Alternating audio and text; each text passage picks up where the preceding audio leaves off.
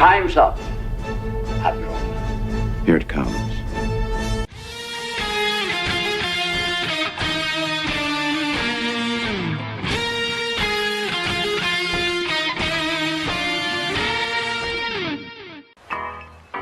All kids out of the pool for Adult Swim. All kids out.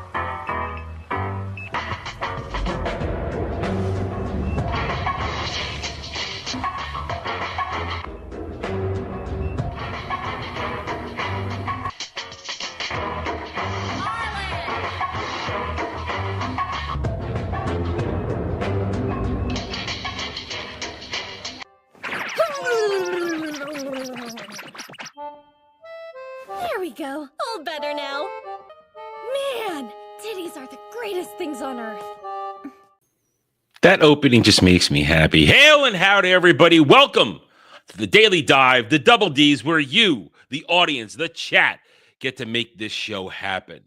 I am very pleased to be here today. Let's be honest, I'm not Angry Adam today. Yesterday, you guys got full force Angry Adam. I was very pissed off. I'm still annoyed and a little pissed about all things Andor and Disney Star Wars, but I'm not coming in hot like I did yesterday. So hail and howdy, guys. I hope you're having a good Thursday afternoon. I've got a good show for you guys today, at least on my end. I know what I'm giving you, and I'm presenting some extra options, and we're going to review a couple things because I forgot to mention something yesterday. Either way. So hail and howdy, guys. All right, so let's dive right in. Let's remind everybody. I forgot to remind you guys of this yesterday. I forgot to remind you that we crossed the $800 threshold for my Day of Doom, or it is kind of being my week of doom. So remember, guys, a lot of stuff is happening next year, May 25th, 2026, where I will be going to Galaxy's Edge Disney World dressed as a shill, where I have to pretend to be a shill. I cannot break character as long as I'm being recorded via video or stream. I can look miserable, but I have to sound the part. I have to dress like it. There's still a little debate about what a dressing is. And then I have to now go see that week. Maybe not that day, because I don't know if they release in the same point, but it releases that week.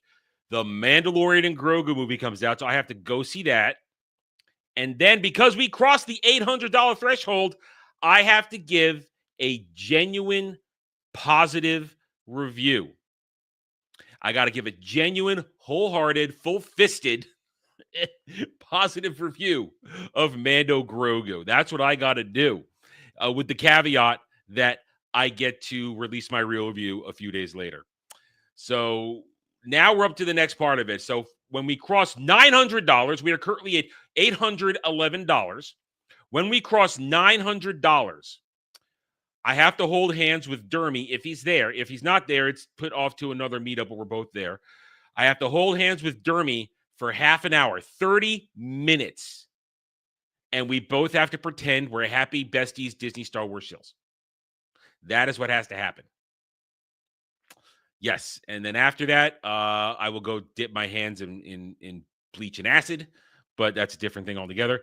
And then let's see what's after that at $1,000. Sorry, at $1,000, you, the chat, get to basically tell me what you want to see in a very happy gay, but gay and not like the porn gay way, gay Disney Star Wars fan fiction, which will happen on the 25th of this month on Roundtable, where you, the chat, will get to basically feed me your information, do that. So that'll happen at $1,000 threshold. And then at $1,250 during the Day of Doom, we will buy me and build a shitty Disney Star Wars lightsaber. At $1,300, you guys get to choose the saber color. And then at $1,400, I have to build a terrible, likely BB-8 droid. I'd rather it be a real astromech droid, an R2 unit, but you guys let me probably build a BB-8. And then at $1,450, you guys get to choose which Disney Star Wars sequel trilogy character I have to praise in a recording. You know, in full get-up, I have to praise them and love them. And then at $1,500, I have to take a picture with Kylo Ren and Moray. We've got the rest of the month to get this done. How much doom will I suffer? Every little bit counts. In order to get there, though, especially on this show, here we have rules to this show, which is why I call it the chat show. You are the audience. You are the ones that make it happen. For $10, you get to order an Adam rant. For $15, you choose an article, which this time I'll make sure is up on the screen for me to have an instant take on. $20 is video torture. It could be anything. I can react to anything as long as it's on YouTube. As long as I do, I'll react to anything. And $30, I will watch and review an episode of a show or a movie live on stream within 1 to 2 days of your purchase of that time. And because tonight is Thursday and it's a gaming night, you guys, if we cross $50 today in super chats or tips on stream elements, remember, tips on stream elements work as well. If we cross any sort of super chat, gifted memberships, or tips goal together, all matched together, you guys will get to choose what game I play tonight. If you don't, then I'm just going to choose whatever I feel like. So that's the thing. So that means it could be anything from Mass Effect to KOTOR to some co-op. I could put a co-op up, which means some of you and some of the boys, we could be killing heretics or bugs. Be up to you guys. So we have to cross $50 in super chats today between super chats, memberships, and stream elements. Any combination, doesn't matter where it comes from. If we cross 50, you guys get to choose the game at the end of today's show. But first, I do have a thing for you. I've technically got no weasel. No, it has to be something I own, and I don't. And anybody gives that to me, I will reject it. I will not play Party Animals. I will not. That's not happening. It's not happening. I hate that game. It's dumb. If it's gaming, here's the thing. You guys don't get to torture me with video games. That's my happy place. You could torture me for the next hour and a half to 2 hours on this show. You could torture me on Roundtable. Hell, you could torture me on Ball Busters, but you don't get to torture me when I play video games. That is Adam time. That is Adam time. No. But I've got two segments for you guys, two pre-prepared segments. One, I got a monologue I want to give you guys, not a rant, a monologue. I got a monologue. And then remember, it is special day, the return of EU Book Club. We're going to talk Champions of the Force at the end of the show. That's my final segment for the show. We'll talk Champions of the Force, where basically I will talk about the book, what I like about it, what I don't like about it, and then you guys during it, because this is a live discussion, you guys can ask me questions, you can give your thoughts. And then at the end of the show, I'll remind you guys what our next book is for the end of the month. And then every month, at the last Thursday of every month, we will have book club. So you guys can read it, join in, or get ready for it however you want. So that's it. There we go. Now, though, I do have a monologue for you guys today now. I've got a monologue. While everybody comes in, decides what they want to do, I have a monologue. And remember, for things like articles, videos, stuff like that, or takes, you guys can have something I may not have seen you want me to look at. Remember, that's how it works. It doesn't have to be something I put on screen. Anything you guys have out there you want me to look at, react to, fits into the categories, we do it. Anyway, all right, so I've been thinking about this since yesterday. Just thoughts bouncing through my head. And I'm watching things, watching people, watching social media, watching our sphere. And listen, we don't want an echo chamber. We never want an echo chamber, because when you have an echo chamber, that is where free thought goes to die. It means there's no argument, there's no debate, there's no refining of opinions, there's no life, there's no nothing. And when I see people being hypocrites and then others lining up behind them with that hypocrisy, that bothers me. It bothers me, especially when it's people, and I'll say it in our sphere, who hold so much sway with people's opinions. And then they seemingly want an echo opinion. Just to the example, yesterday I put out my review, or not my review, my take on things concerning Andor Season 2. Let's be honest, it was always going to be negative. There's a negative. There's nothing Disney Star Wars can ever do to earn my allegiance, earn my trust. So I am biased because as far as I'm concerned, if you celebrate Disney Star Wars, if you give it any sort of recognition, if you give it any sort of, how should I put this? If you give it any sort of credibility in any way, shape, or form, you are supporting the disrespect and continued destruction of George Lucas Star Wars. That's how I see it. It's a very black and white situation. You're either for real Star Wars or you're for Disney Star Wars. Disney Star Wars is not a la carte. You cannot pick and choose parts of it. All roads lead to Jake Skywalker and the sequel trilogy. You can't pretend that Andor is great just because it's just you have one episode that you really like and that the whole thing works. So you cannot. It doesn't work like that. But I'm just using this Andor stuff that's going on as a example of I'm watching semi-hive mind behavior begin in our own circles. And what I want to say is this to you out there, and I want this to apply to me as well.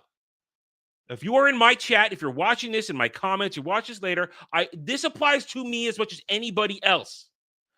Do not be a lemming. Do not be a lemming. Be an open thought. Feel free to criticize something. I knew when I put out my thoughts on what's going on in Andor, I knew I was in from it for both sides. I knew that the stands are going to hate me because, oh, you just don't want to like anything, even when it's good. You're such an angry incel nerd. And then from our side, oh, dude, why can't you be happy? They actually did something right. What are you being so angry for, huh? Huh? Why just like it? Huh? The production's good. The acting's good. The story's good. Why can't you just shut up for a minute and enjoy something, huh? Why you got to be so angry about it? I knew I was going to get it from all sides. You know what? I don't care because I have my principles about it. I am not going to be a lemming to sing the praises of something just to make sure I don't make anybody angry on our side. I don't care if I make the stands angry. They're a lost effing cause. But on our side, especially a channel which I'm trying to grow, oh, well, Adam, maybe you shouldn't say something that's so hypercritical or such a hot take. No, you know how you get far in the world? You be yourself and you be original. You don't be afraid what other people think.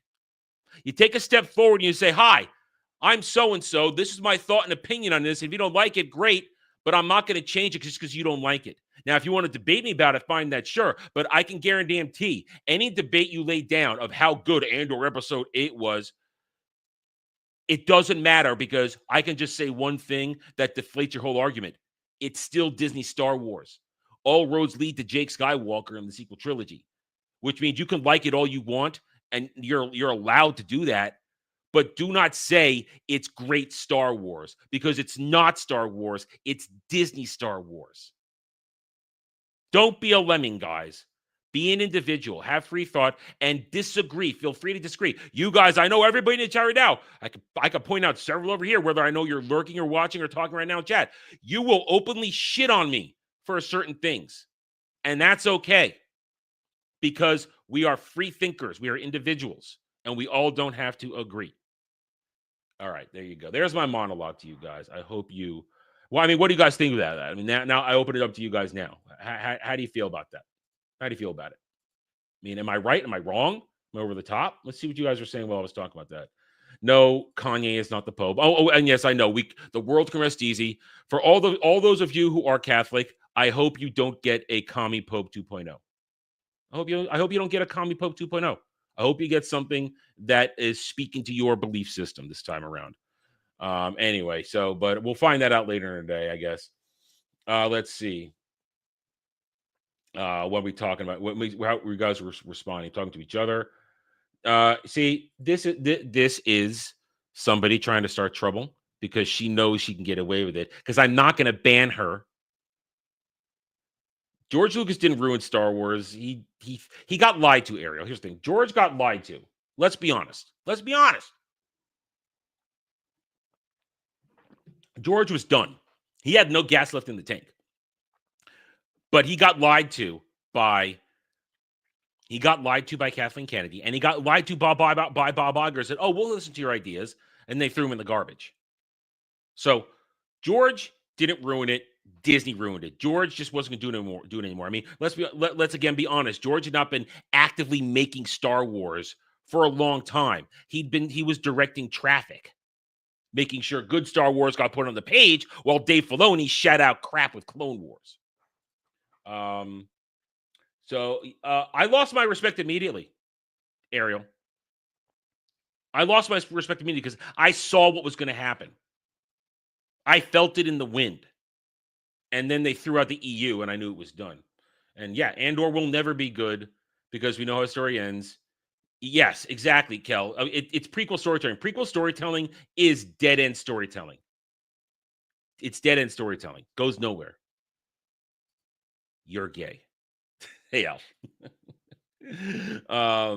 So let's see.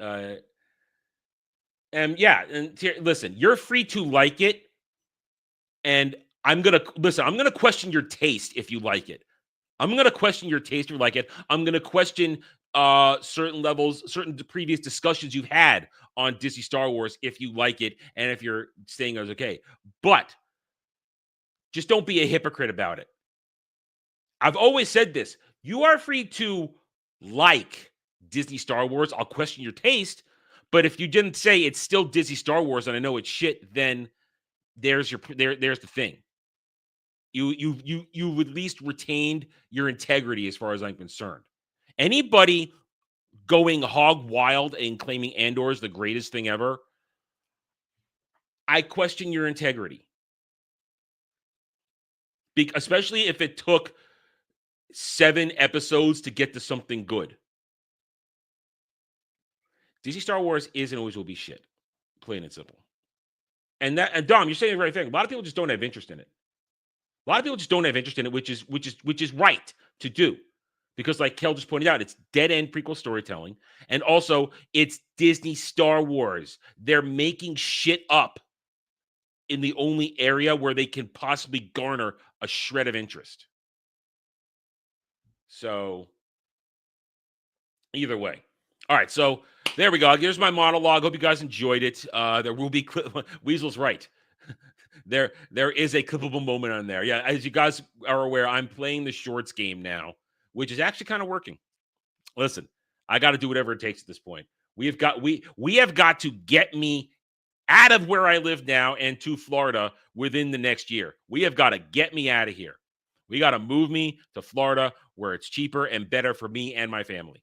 So we've got to get me there. Got to happen. And that we do that by making the show a success, making the channel a success. So you watch, hit the like button. If you guys haven't hit that like button yet, what are you waiting for? Hit it. Hit it. Just hit that like button. It's good for you. It'll put hair on your chest, okay? Hitting the like button will put hair on your chest. Trust me. And you're right, Gail. They pick and choose what they want. They throw the EU out, and then they cherry pick it, and they bastardize it horribly. Anyway, okay, so let's get to articles. And yes, today I will remember to bring it up on screen. Yesterday, if you were here yesterday, because I was in such angry mode, I was in such super angry mode, I forgot to bring the articles up on screen to talk about, to show you guys. I was so tunnel vision I let the hate flow through me. All right, so here we go. Now, I'm going to put up 2 articles that I did light screening because these are the ones that jumped out at me when I was setting up the tabs. So there are 2 articles I'd like to talk about, but you guys have to dictate what I talk about with articles. I don't get to choose. Them's the rules. So first, here are 2 articles that just happened right now. Right now, when I was getting ready for the stream, 2 stories that we can definitely talk about that I do have some interest in. One, they have officially announced the Lord of the Rings, The Hunt for Gollum. They know when it's coming out. 2 years. We have that. We could say a lot about that. And then at the same time, Matt Reeves has been fired. I'm assuming. I've read the article. No longer directing the Batman Part 2. Sequel set for production in 2026 with no director attached. There's that feeds into a lot of the DCU stuff. Movie, Ariel. The Lord of the Rings. This is a movie. They're bringing back Andy Serkis. They're bringing back Sir Ian McKellen.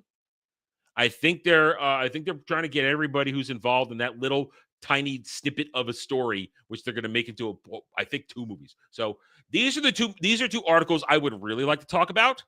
And for $15, you guys can choose one or both. We can do both articles, but they each cost the money. That's how it works. I would like to. Otherwise, I will just make a video at some point later. Point is, I really would like to talk about these articles, but I don't get to choose. You guys get to choose. So when we have those, let's put those to the side. Let's look at everything else because you guys might not necessarily want me to have fun. You might want me to suffer. So let's bring up the shill websites and take a look at what they have to offer. Here's the one I just showed you there. The Conjuring Last Rites Show, Conjuring movie. I don't care about those movies. Max to get more assertive and blocking password sharing users later this year. Al Pacino and Katie Holmes are doing a movie. I don't care. Ryan Johnson and Natasha Lyonne's poker face is still quite the card trick in season 2. Ryan Johnson, I thought he was making a trilogy of Star Wars movies. Huh? How about that? Elmo LinkedIn post about being laid off because of Trump budget cuts is fake, but it's pretty funny. Sure. Well, Elmo should be fired anyway because Elmo was always the worst thing ever to Sesame Street. Always worst thing ever. Lord, I am Lord. Lord. South Park, if you know, you know. Stupid crap about Lord. Don't care. Also, Lord also said, I don't think I'm a man or a woman. Great. Dead Language feature adaptation, Oscar-nominated short. Don't care. We call it Conjuring News. Steve Pink's Terrestrial. These are movies I don't care about. Juliet and Romeo. The classic romance is reimagined as superfluous pop music extravaganza. What? Yes, let's just butcher more Shakespeare, shall we?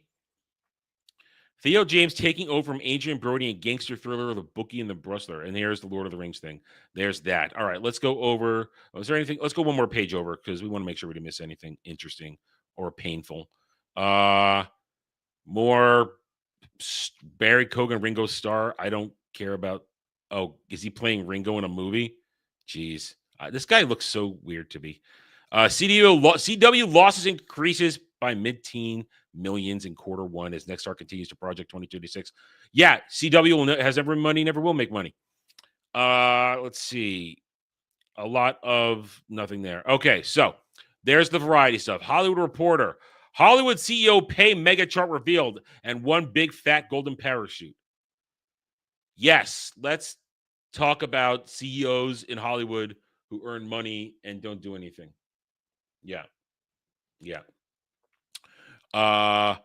Sounds like Warner Brothers Discovery will have its own spin co in the not too distant future. Also, there is a story in there about HBO Max has gotten 5.6 million subscribers. We got Biden yelling about Trump, or at least somebody hand puppeting him about Trump. Don't care about Megalopolis, the movie. Anything in film. I don't care about what Martin Scorsese has to say about The Sopranos because I don't like The Sopranos anyway. Kristen Wiig, she's not funny.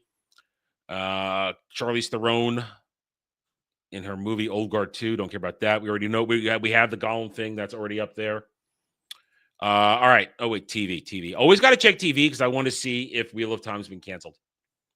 How Wally Barham wrote herself into a starring role. I don't even know who that is. Critics conversation gloomy. Owen Wilson is a golfer who no longer gets Owen Wilson a golfer TV show, and I don't know what Ginny and Georgia is. And there's another Yellowstone spinoff. Hooray! Don't care about Yellowstone. All right, we're up Breitbart because they have some interesting things. Kennedy Center director slams Les Miserables actors as vapid intolerant for threatening boycott over Trump. Les Miserables is a terrible story anyway and a terrible play.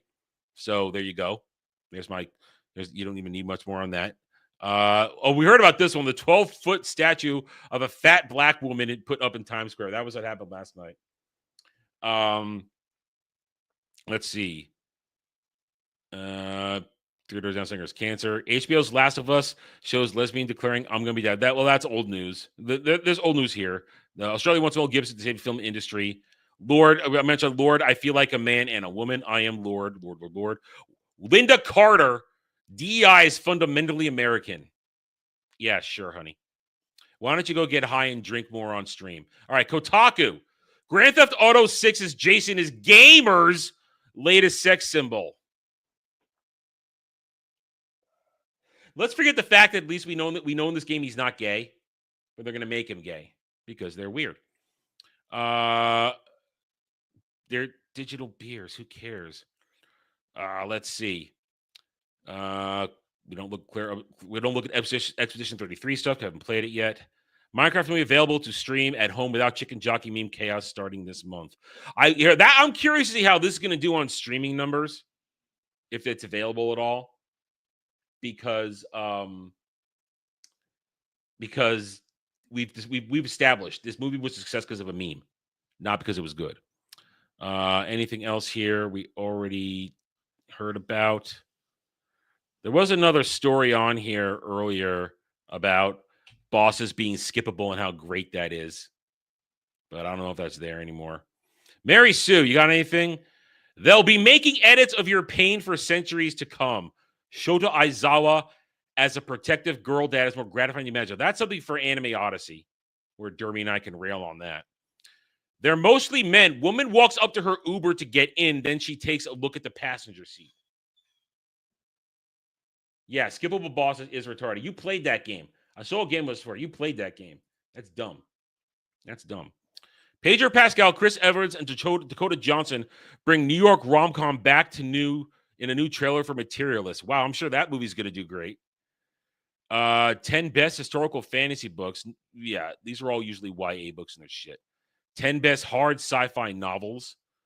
Woman drinks sugar-free Red Bull, the pink edition, for the first time. Then she looks at her lips. Why is this news? Why is this news? Charlie Cox's parents watch everything related to Daredevil on Disney Plus other than The Bourne Identity.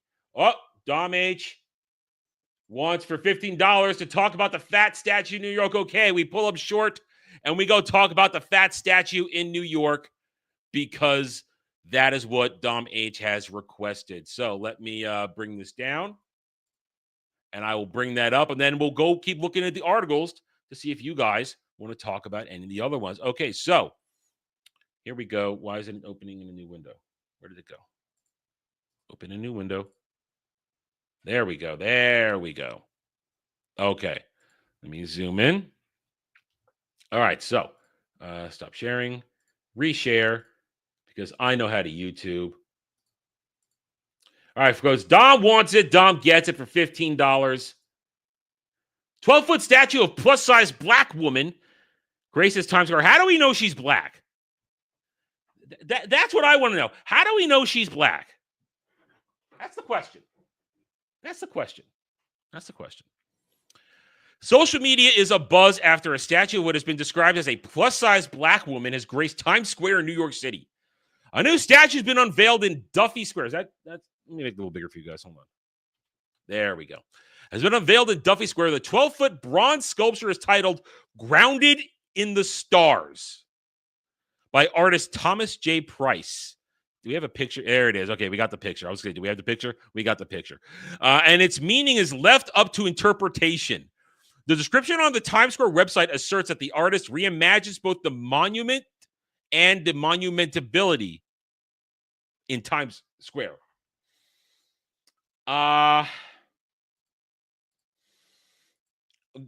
No, you put up a fat black woman. You're either doing it because you know you're going to get trolled and the memes are going to happen, or you're doing it because you're weird, or you have a sexual fetish for fatties. That too. She white made on marble. That's good. Price's multi-channel presentation on the screens and sculptural installation on the plaza below forms a two-part takeover in Times Square that foregrounds the intrinsic value of the individual and amplifies traditionally marginalized bodies on a monumental scale. The description reads, oh my God, that is word salad to the extreme right there. Right. Foregrounds in the intrinsic value of the individual and amplifies traditionally marginalized bodies. Listen, fat shaming is a good thing. If you're fat, you're not healthy. Exercise, eat less. I am a little overweight myself. As soon as my freaking Achilles tendon stopped hurting me, because I'm having trouble walking, they're really, really sore. They've been aggravated. They're taking forever to calm down. I will go back to exercising because I can't exercise if I can't stand and plant my feet or can't do cardio or anything like that. Get in better shape. Don't eat. The description also adds that this woman depicted in the sculpture carries familiar qualities and asserts that the beholder recognizes a shared humanity upon gazing at the work. Shared humanity? I share nothing looking at a fat black woman as a statue. It's not sharing anything. It's wasting my time. It's wasting my time. What do you mean I hate them? I hate all of America. I don't hate America. I'm a patriot. I'm a patriot. There you go. That's right, Dom. You exercise, dude. Dom has lost a ton of weight in the past year. Dom has worked hard. Dom has worked hard to lose weight, and you should be proud of that, Dom. Damn straight I'm fat. I'm fat shaming myself. I need to lose 20 to 30 pounds. All right? But I literally can't because my left Achilles tendon is sore as fuck, and I can't walk right. It's almost healed, though. It's getting less and less in terms of when it's hurt and bothering me. But I am getting, it has been, as soon as I'll be able to start the regime I put in place. It's time for Fat Camp. The artist cites inspiration from Michelangelo, asserting that the contrapposto pose of her body and the ease of her stance is a subtle nod to Michelangelo's David. Dude, do not say that you are trying to emulate one of the greatest artists in all of history. Don't do that. Remember, Michelangelo not only did David, he did the Sistine Chapel. Oh, it might have a. We're gonna find out in a second. It's right below. I want to read it till we get to the reveal. Okay. The description claims that the sculpture disrupts traditional ideas around what defines a triumphant figure and challenges who should be rendered immortal through monumentalization while embodying a quiet gravity and grandeur. Yeah, she got gravity. She's fat. She has her own center of gravity. She's shifting the gravity of New York just by being there. And I'm going to make this point right now because let's go to it. It looks like Lizzo a little bit, except Lizzo took the drugs to get skinny. Lizzo isn't fat anymore.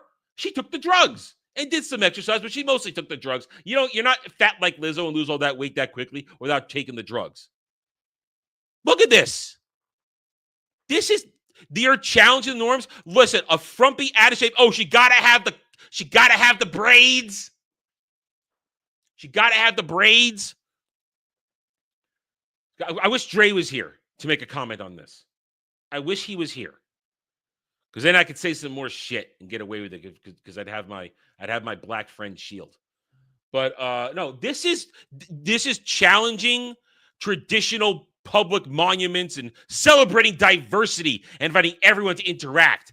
Don't miss it. No, this is spitting in the eye of true art. And I'm going to tell you now, art is dead. Art is dead. This shows you art is dead. Having a realistic fat black woman be put on display that you have to watch as you walk by Times Square now. This is a waste of everybody's time. This is not talented. Congratulations. You made a realistic fat black woman statue. You're not an artist. You're essentially a copy, cut, and paster.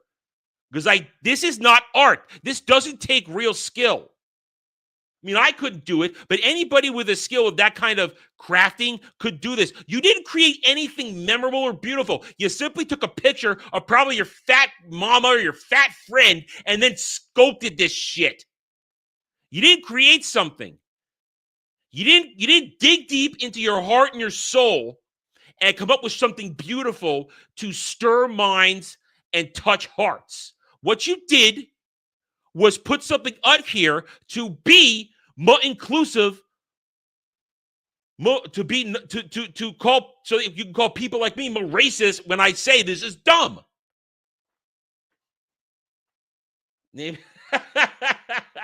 Name of the statue. That's an Alf. That's a good one. There's a video. Okay, let's go to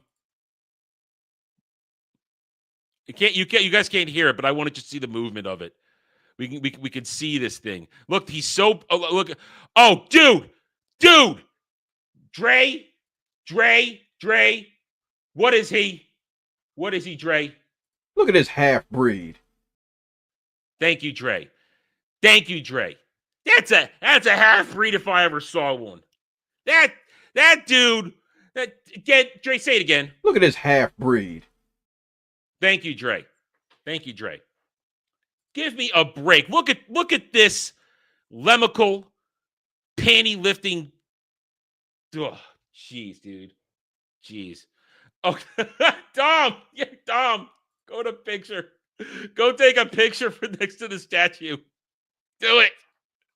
Do it, Dom. Do it for us. Do it for the channel. Do it for the stream. We'll have Dom be our man on the street.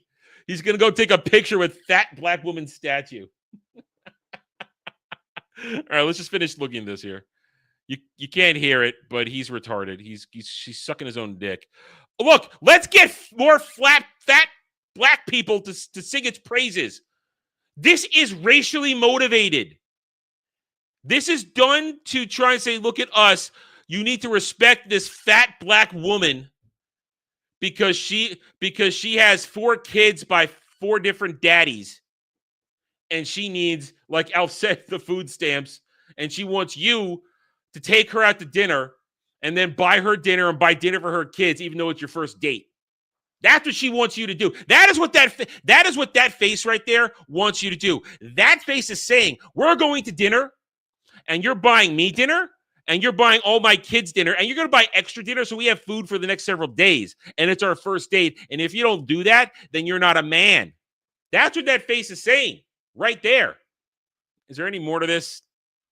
It's just people praising it. A lot of people praising it. All right, there you go. All right, so there it is. Fat black woman in New York. Don will take a picture with it, and we know exactly what this means. So thank you, everybody, for enjoying this one. Dom, I hope you got your $15 worth out of that one. That was a fun one. I enjoyed that. Let me check Stream Elements. Nope, nothing there. Okay, so now let's go back to where were we? We were on the Mary Sue, but we were done with the Mary Sue. So let's go back. Let's go back and check out the other. We got 3 more sites left, and I'll remind you guys there are still 2 articles I would like to also talk about if you guys so desire it. Let's see. Where was it? Here we go. No, that's not it. There we go. So back to, all right. So now we're going to jump over to IGN. Hideo Kojima reveals exactly why Death Stranding 2 is launching in June instead of September. Sure. Did not girl actor Alan Cumming just spoil a fight in Avengers Doomsday? You could spoil that movie and nobody will still be excited for it. All right. So let's see. Mafia game. I don't care about the Mafia games. Alien Rogue ditches VR exclusivity for PC and PS5 version. GTA 6 crap. Pokemon Scarlet Violet may not be the series' best reviewed games, but it's behind only Red and Green and Blue in terms of sales. Okay, whatever. More GTA 6. Stardew Valley guy says, I'm just going to update the game forever. It's just easier that way. Now we're going on stuff from earlier in the day. Microsoft secures victory in Activision Blizzard purchase as FTC appeals is denied. So they're finally going to fully own Activision Blizzard. Are you kidding? All right. Hold on. The new pope is the new pope really a new pope? Do we really have the new pope? No way. Not from Chicago. No. All right. Well, let's stop this for a second. Let me check. Let me check the news sources. Whoa, it is. You're right. Holy shit, you weren't kidding. Robert Francis Prevost. All right, let's bring it up. All right, well, hey, this is live happening. Pope Leo the 14th, first American pontiff. Hey, well, I don't know about this guy. Off the top of my head, it wasn't two of the super commie popes they were trying to push. Let's click on this. Here we go. Hey, this is news. This is breaking news. It's not pop culture, but let's at least see what it is. American Cardinal Robert Probst elected the new pope and leader of Roman Catholic Church Thursday has taken name Pope Leo XIV. Born in Chicago, and we have nothing else from Newsmax on there right now. So we don't know much about this guy. I don't remember him. He wasn't on the short list when I was looking at this stuff. He wasn't on the short list at all. So, okay, well, yeah, you're right. That's a good point, Kyle. Good point. Should lots more. Wow, yeah. See, fortunately, I don't have to care. I'm a Jew. I don't have to care. Anyway, okay, so going to bounding into comments. I have that on here. I have this on here because there are a couple of possible stories on here we might want to look at. Born from creators, boredom at Ubisoft, Claire Obscure. Actually, that's just saying. I guess it's just talking about the 2 million copies sold. U.S. Oh, this is an interesting one actually here. U.S. spending on video game subscriptions flat since 2021. Analyst warns premium services are not the future of gaming. That's an interesting article right there. That's an interesting discussion. If we don't do that, I might save that for Mill on Mondays next week. This is old stuff there. So that's that. And then Park Place, as I said, there's the Batman story I showed you. More Bob Iger spin. CFO actually getting behind Trump. So there are all the articles. We had one. If you guys want another one, let me just put up the ones I had up earlier for those who might have come in late. There are actual 2 articles that I find interesting and I would love to talk about, but I don't get to choose them. You guys get to choose them. There is the announcement that the Lord of the Rings Hunt for Gollum will be coming out in 2027, December, a Christmas release, which is a Lord of the Rings habit. And then there is Matt Reeves no longer directed Batman Part 2 sequel set for production 2026. So that's actually really big. It's not the DCU, but it's still DCU news adjacent, which means a lot of stuff. So if you guys want me to talk about either of these articles today, $15, we can do it. We still do it. Other than that, if you guys don't have a video yet that you want to torture me with, let me check Stream Elements. Nope. There's no videos to torture me with. Then I'm going to move on to my segment. Hail, Drew. Hey, oops, there we go. Hey, I'm going to do that. Hail, Drew, outstanding. Drew will be back on Mellow Mondays next week. Back with me, Devil, and Sam.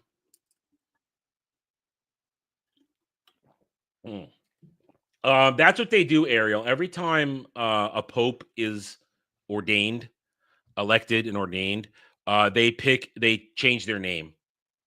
It's their tradition. They take on a new name. So now this guy's going to be Pope Leo the 14th. Pope Leo the 14th.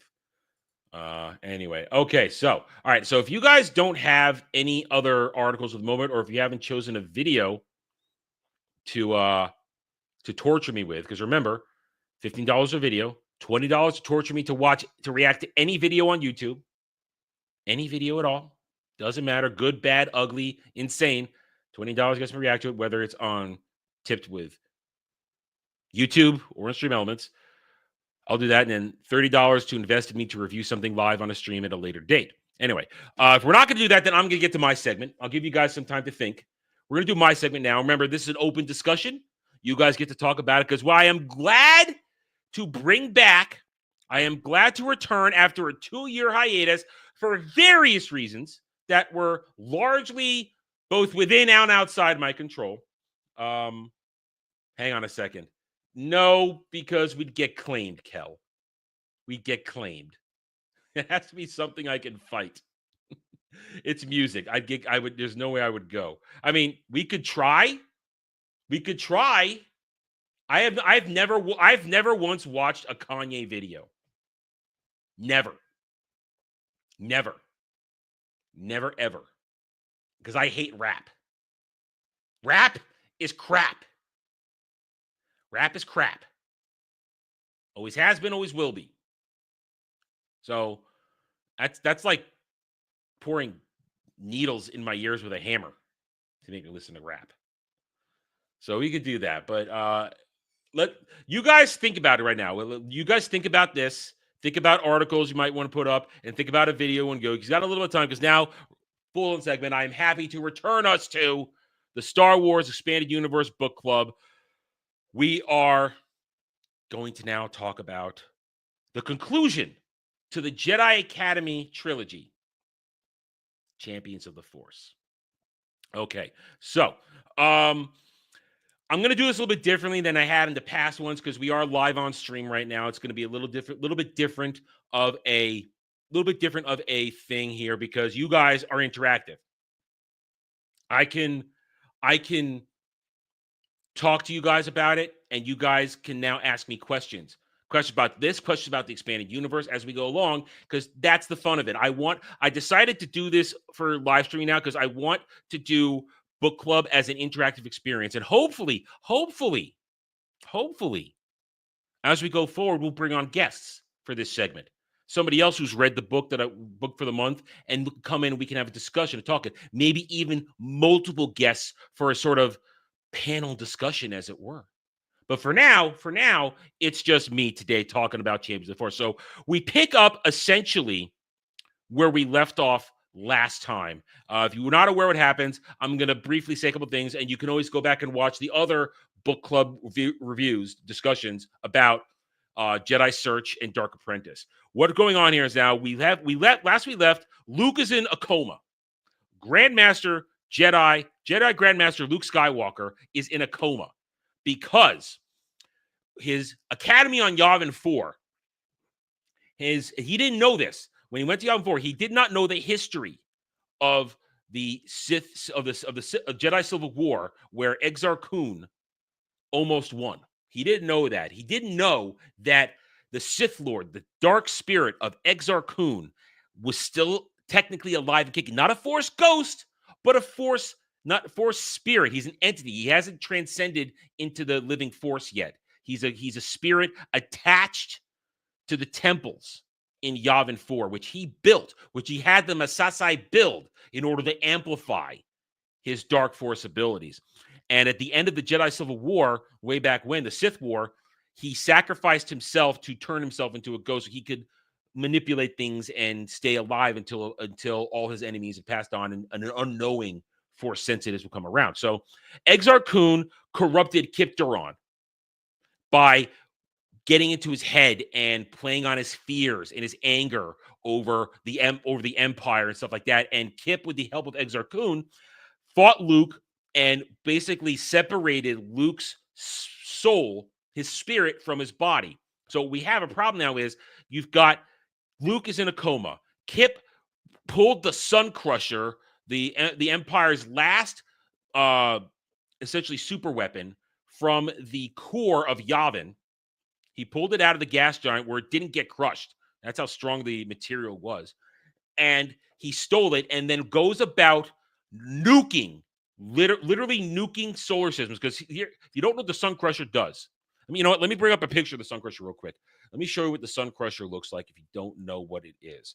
Let me get it real quick here. The Sun Crusher, built in the Maw installation, one of the last of the Emperor's super weapons, designed to destroy stars, not destroy a planet, destroy a star by firing a specialized torpedo into the core of the star, and eventually it would cause it to be destroyed. So right here, let's get here's a good picture. Nice. That's not a big one. Find a bigger picture. Got a bigger picture. It's the best I'm going to get it. Let's open a new tab. So here's a picture of Kip, young Kip. He's only like 15, 16 right here. Kip and the Sun Crusher. Now, it may look weird, but you have to understand that this thing is a monster of a machine and what it can do. Its metal plating is nigh indestructible. The way that it was created, it was destructible. It was just couldn't be destroyed. So it can literally crash through a ship to blow it up. And its weapons are minimal, but it's the torpedo launcher that is the thing, where the torpedo is, as I said, designed to essentially cause a sun to die and supernova. And then when in supernovas, of course, it will destroy the whole system. Now, it takes like, I believe, 4 hours, if I remember correctly, to do that. Real quick, I need to blow my nose. Hold on 1 second. I apologize. Can't have snot working around my nose and shit like that. So it destroys a solar system and all the planets in it. And what Kip does is Kip goes about destroying remaining Imperial strongholds in the galaxy. Now, during this thing, Han and Chewie, who's developed a relationship with Kip because he rescued him from the spice mines of Kessel back in Jedi Search. Han and Kip have a very strong bond, and Han goes out to try and get him to stop. He's trying to get it to not have him do this more, because he believes in what Luke says in the beginning, that anyway, that anybody can be brought back if they've turned. There's so good in him. And Kip's just messed up right now because what he doesn't know if his what we're gonna do now is we're gonna jump around certain major plot arcs. I'm not gonna go every detailed thing. We're gonna jump around the major plot arcs, and I'm gonna talk about how good they are. How Kevin J. Anderson does a really good job of bringing to life the emotion of these characters, the bonds, the instances, and you get great real Star Wars character work here. So what happens is Kip first goes to the Imperial Academy. I forget the name of the planet. I finished rereading this a couple of months ago, so it's kind of not as fresh as it should be. But he goes to that system and he tells them he fires off the torpedo, saying, at first he gives them a chance. Give me my brother. Tell me what happened to my brother, who you said was dead, or I blow it up. Or I blow up the system. Well, they pussyfoot and they lie to him. And then he fires torpedo to kill the system. But then suddenly they find his brother is still alive. And they push him out there. And Kip, realizing what he's done, is racing against time. He's got literally minutes to get to the planet's surface and try and pick up his brother in the Sun Crusher and save him, because he's triggered the supernova. Problem is, he doesn't get there, and he watches his brother die by his own hand.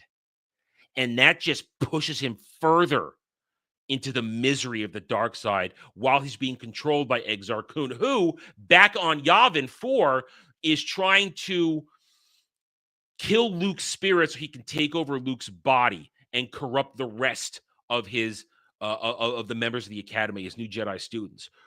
So Han eventually will catch up to Kip. Meanwhile, moving alongside all of this are the plot arcs of Leia trying to hold the New Republic together, because Mon Mothma, the real Mon Mothma, not Andor Mon Mothma, the real Mon Mothma is dying and nobody knows why. She's dying. And Leia's trying to hold everything together. Meanwhile, she doesn't know that the governor who was in charge of the academy that Kip just blew up has found out where baby Anakin Solo and Winter are hiding. And he has a dream of kidnapping baby Anakin Solo and turning him into the next emperor to rule over the Empire. So he sets out to try and capture them.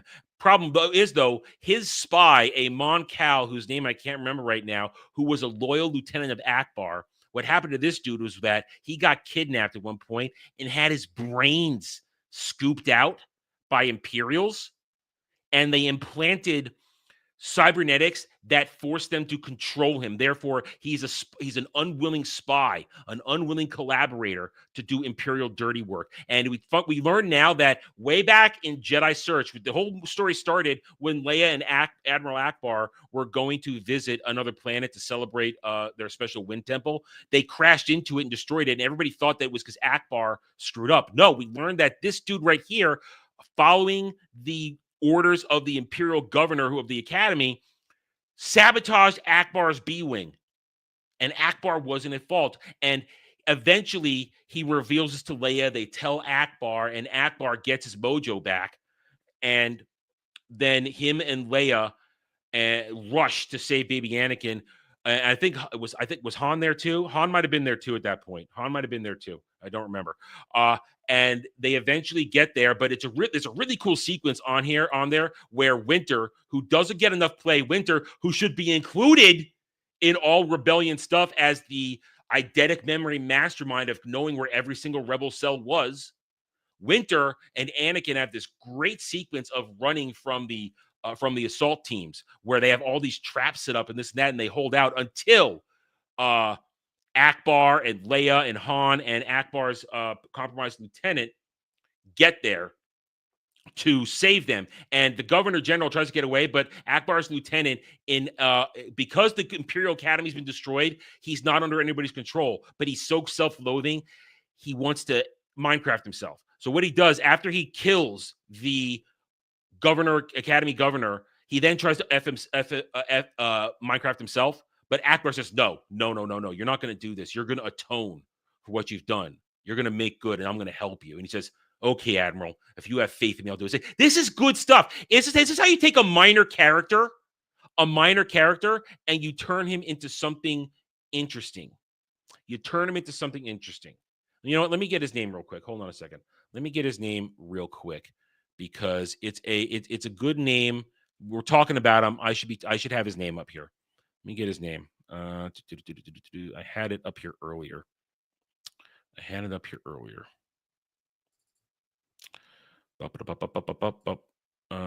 we go. His name was where is it? Where is it? I had it. Oh, here it is. Terpfen, Terpfen,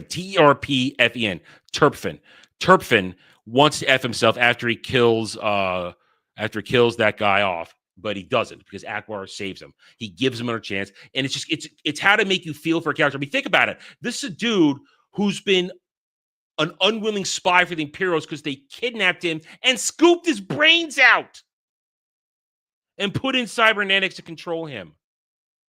It's good writing. It's good character work. You feel for him, and he gets second chance. All right, so meanwhile, after a bunch of stuff going on, now you have the two parallel lines going on here of Han, whether he's part of that or not, Han and Chewie and Lando trying to chase down Kip.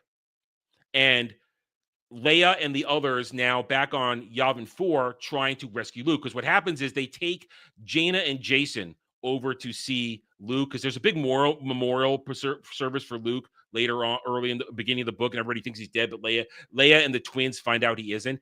And there's it's kind of a comical sequence. It's a little comical, I can admit that, where at one point where Exar Kun summons a bunch of dark side beasties to try and kill Luke's body. Luke, because Jason Solo can see Luke kind of guides the 5-year-old or the 5-year-old in wielding his lightsaber to defend his body. And everybody walks in on the event seeing tiny little kid using Luke's lightsaber to fend off these flying beasties. It's a little comical to say he's moving with the deft and grace of Jedi Master. That's a little bit of a reach for me. That's a little bit of a reach that even young Jason Solo, child Jason Solo, was capable of doing that. But they did it anyway, and that's when they realized Luke's alive.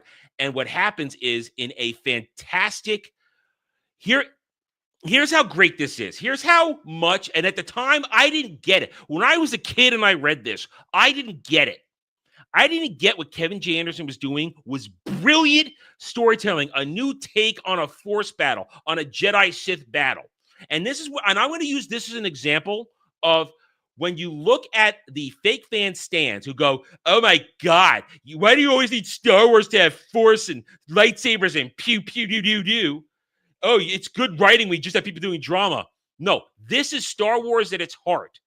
And it's done without lightsabers, with a Jedi-Sith light side, dark side confrontation. So what happens is this. The Luke's Jedi students, they are now committed to try and pulling him back from his guess semi purgatory that he's in, where he's just floating above his body and can't interact with anything and can't use the Force. And Exar Kun, he's trying to corrupt all of them. He's trying to get in their heads, but they're resisting. They're pushing back over and over again, and he's getting frustrated. And finally, he tries to just go after Luke. And what happens is all his students join together in meditation, filling themselves with the Force, and together they join their life energy in the same way Luke and Leia did to defeat Palpatine at the end of Dark Empire.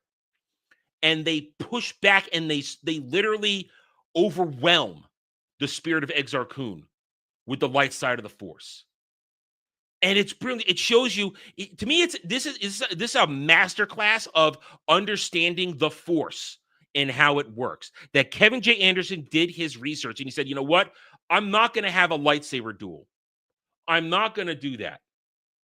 I'm going to give you a metaphysical battle where they are just sitting there. They're having conversations, and Luke and Exar Kun are going back and forth at each other, saying, Exar Kun saying, oh, you're not going to pull this off. They're weak. I'm going to corrupt them all, and then I'm going to spread across the galaxy again. And Luke's going, no. They have understood the teachings I've put before them. They understand that together they can beat you because they're pure of thought, because their will, their desire, because they're not giving in to hate, anger, and aggression. They're relying on each other. They're going to win. They do. Luke doesn't win this. His students win this. They push back Exar Kun, and Luke's able to return to his body again.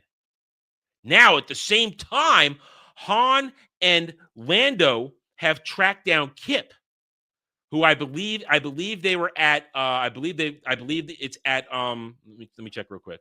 Let me check. I believe it's at Kessel. Where they track him down. No,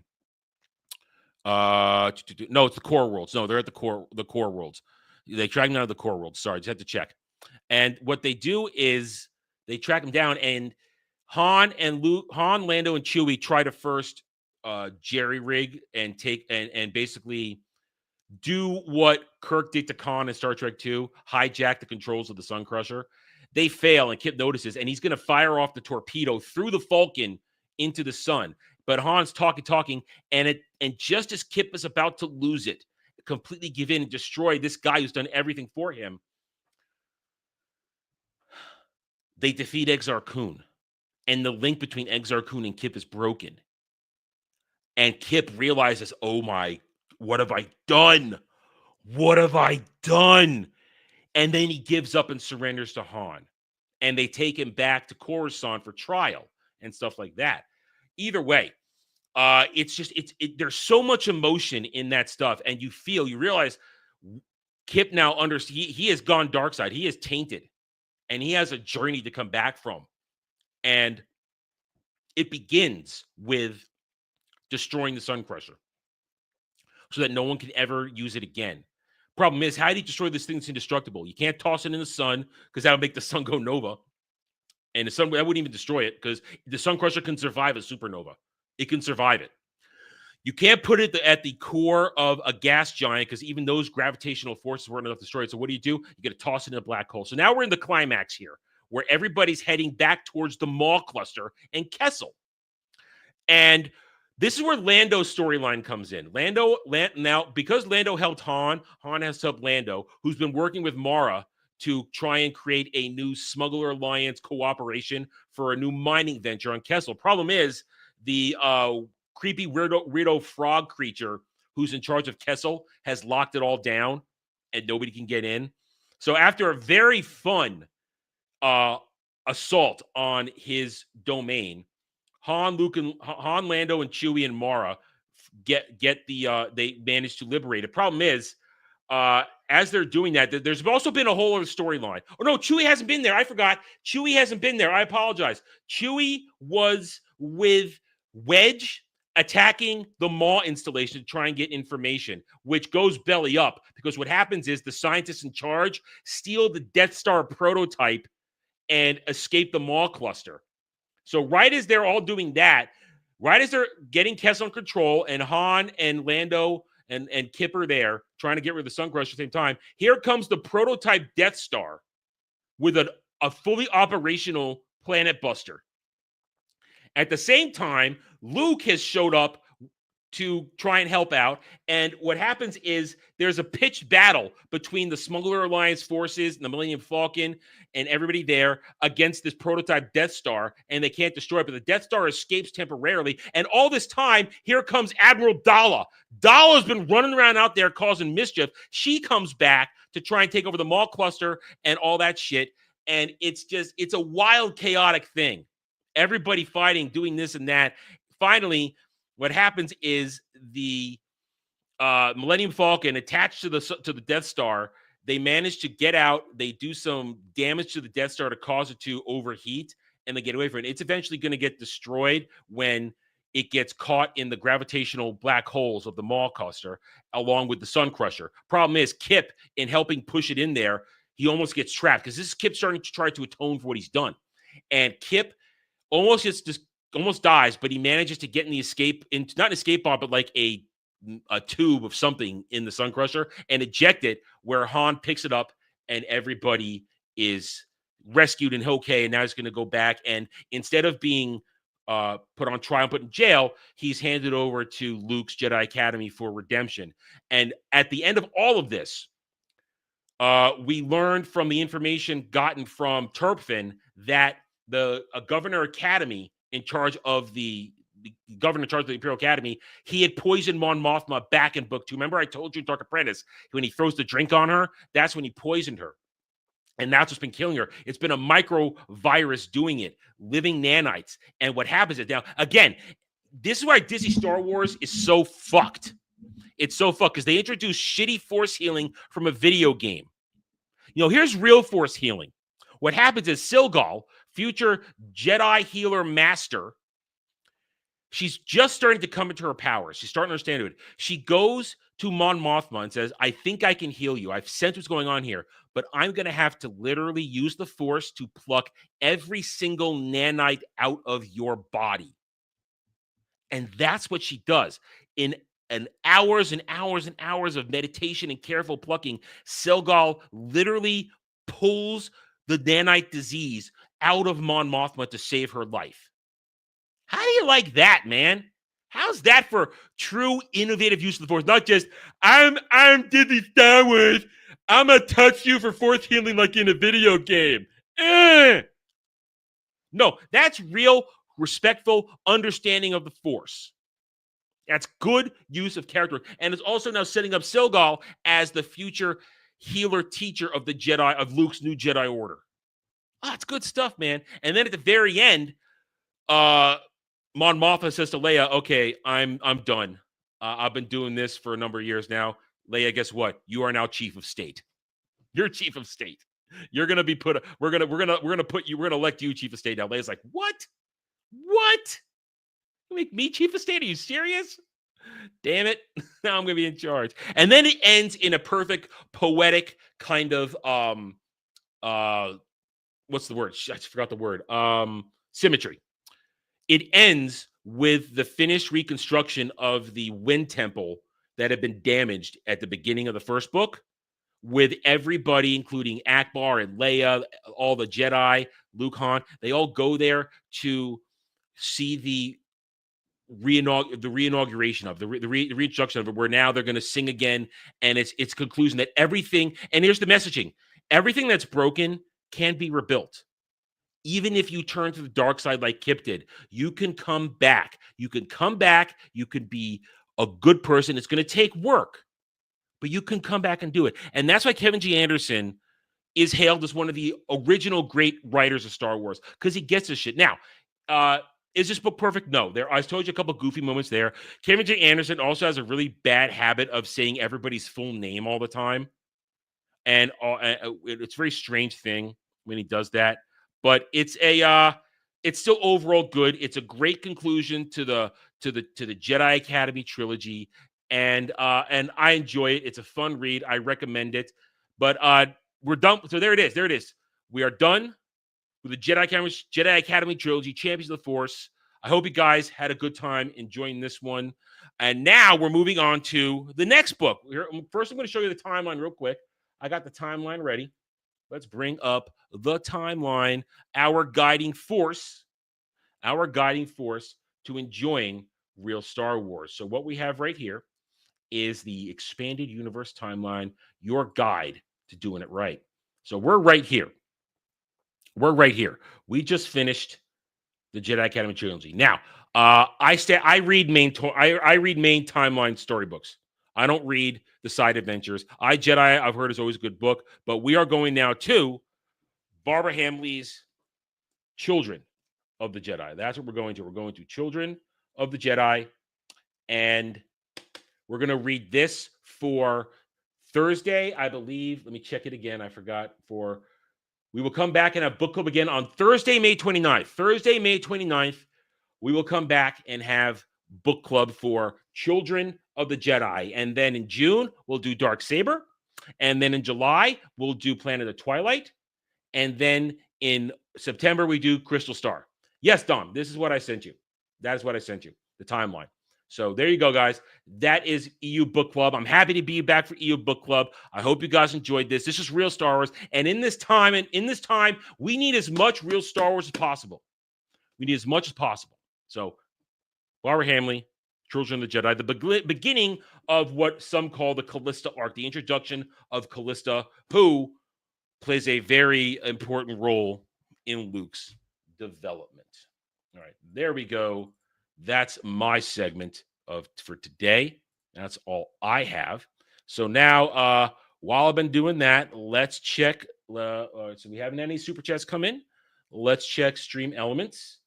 Nope, nothing there. So unless you guys have a video you want me to watch or another article you want me to go over, I am going to end the show today. Now, remember, let's review where we are on my day of hell, my day of doom. Remember, we have crossed $800.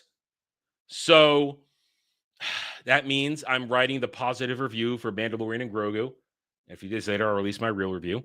But now at $900 on this day when we are all in Galaxy Edge, if we get to $900, we will, I will have to hold hands with Dermy for 30 minutes while we both pretend to be besties and stans. At $1,000, you, the audience, the chat, get to direct me to write an annoying, horrible, retarded Disney Star Wars fan fiction where I have to give it my all. I have to give it my all. I can't have it. Not a long story. It's like a short story. And I know.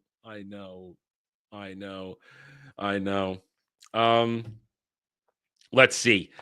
Then at $1,250, we will purchase and make me build an ugly ass Disney Star Wars lightsaber at Galaxy's Edge.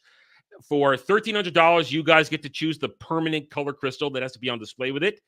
At $1,400, I think. Let's see. I'm sorry. Yeah, at $1,400, we build a BB-8 because that's another $100 to make that thing happen. So it's another $100 to build a horrible astromech droid. That's retarded. We watched that video the other day.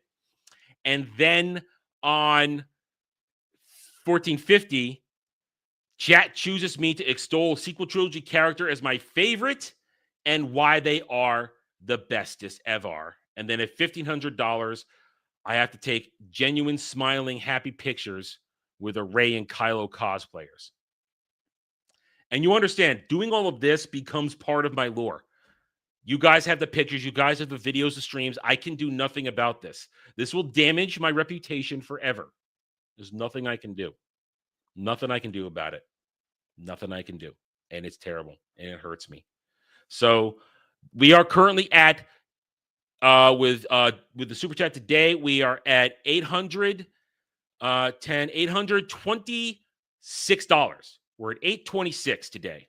We're at $826. At $900, we get the next threshold. As of today, if we get another $35 before I end the stream for whatever type of super chat you give me, you guys will choose the game I play tonight. If you guys do not do that, I will choose whatever I feel like to play tonight when we do a gaming stream after I'm done with dinner. So for another $35 today, you guys will choose the gaming stream tonight. That means I play what you want. And we go for at least 2 or 3 hours playing what you want. So there it is. So if you guys have that, I've got a list ready. I can put it up for a poll, and you guys are vote on it right now live while we're here. Other than that, unless something's come up on Stream Elements, I guess I will end the show. All right, so I guess we are done. Baby powder. I mean, what are you talking? No, it's skin to skin. Skin to skin. I have to hold Dermy's hand for real. I have to hold it for real. Anyway, all right. So if that is all we got today, guys, then I am going to call it a day. We're going to call it a day. Thank you guys for watching. Remember, stay tuned for the gaming stream tonight, probably around 8:30, 9 o'clock, somewhere around there, because I got to make dinner, got to do a whole thing. So I got to make dinner and stuff. So maybe around 8:30, 9 o'clock, we'll have that. Oh my God, why you got to make it like this? Why do you guys have to make me holding Dermy's hand even worse? Why? I don't get it. I don't get it. It's like you guys want me to suffer. Yeah, I know. You do want me to suffer. Anyway, so hang on a second. Let me check this. All right, there. One more there. All right, so yeah, I know why. Yeah, I know why. I'll get you all back someday. I will. You'll never see it coming. All right, so tonight gaming stream, tomorrow Friday. Now tomorrow Friday there'll be a special segment I've come up with. It'll be a segment called Ask Adam Anything. You guys can ask me questions. There'll be a monetary value aside to it, of course. I mean, hey, gotta work the grift. You guys can ask me just about anything. You'll ask me anything. So it's an Ask Adam Anything segment tomorrow. Other than that, tomorrow night, Ballbusters, guest is Culture Casino. Saturday, we've got Shooty Who Season 2, Episode 5 review. We've got Chatterday, and we've got Drive-In.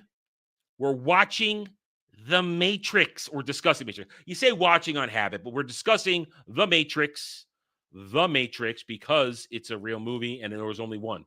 It's only one Matrix. Then, let's see. Sunday, Roundtable, 2 p.m. Eastern. We will go over the week's events. Monday, Doctor Who Cares reviews. Me, Jed, and Dermy talking our way through that. Followed by Mellow Mondays, where I'm sure more dumb, nerdy shit will happen. And, of course, every day, 1 p.m. Eastern, join me right here for the Daily Dive, the Double Ds, where we bring all the gravity-defying goodness that there is to the world. So thank you guys for joining me today. I hope you had a good time. Hit that like button. Subscribe to the channel if you are new. And take it easy.